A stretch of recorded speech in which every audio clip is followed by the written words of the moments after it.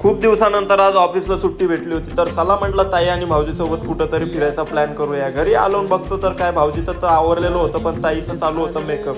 तर ताईला म्हटलं हे सगळं काय आहे ताई, एवढा मेकअप कशासाठी? एवढं नाही रे सोनू, खूप सिंपल आहे. तर यासाठी मी माझ्या चेहऱ्यावर फेस कॅनडाची गोल्ड स्ट्रोक क्रीम लावून घेतली, ज्याच्यामुळे इन्स्टंट ग्लो मिळतो. यामध्ये आहे शिया बटर आणि हायलोरोनिक ॲसिड, जे पूर्ण दिवसांसाठी हायड्रेशन देतं.